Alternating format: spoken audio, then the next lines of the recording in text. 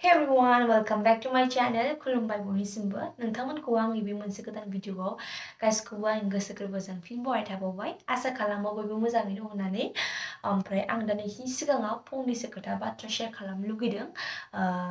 फंनैसो खोथाखौ रायलायनो लुगैदों, ओंखायनो दसे जिरायफैबाय। ओमफ्राय आं मा टपिकनि थाखाय रायलायनो नागिरदों होनोब्ला दहाय जोङो मोनसे डान्स पारफरमेन्स खालामहैदोंमोन थिथागुरि माने एक्जेक्टलि जों जायगाखौ मिन्थिया, जायगाया थिथागुरि आरोना। थिथागुरियानो गोलैखायो बे, माने थिथागुरि थांनानैनो मोनसे टार्न लानानैनो माने हाबो आरोना। माने नोंथांमोना खोनादों जानो हागौ सोरबा सोरबा जाय क'क्राझाराव थादों बिसोर खोनादों जानो हागौ कि जोंनि क'क्राझारावबो माने मोनसे सेलभेशन फाउन्डेशन खुलिबाय। सासे माने जाय खुलिदों बे आयं आरोना, हिन्जावसा आरो।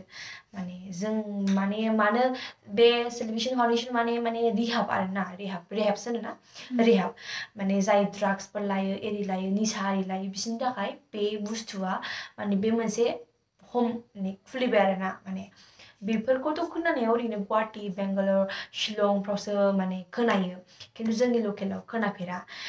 बुहुत खम आरोना इदिखौ साननानै लाबोनो हाग्राया बुहुत खम आरो, माने आंनि नायनाय साइसआव आरोना, माने बुहुत खम।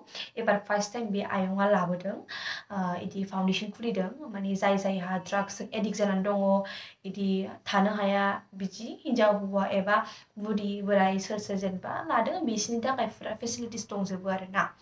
जायगाया बुंदों बाहाय क'क्राझार थिथागुरि आरो।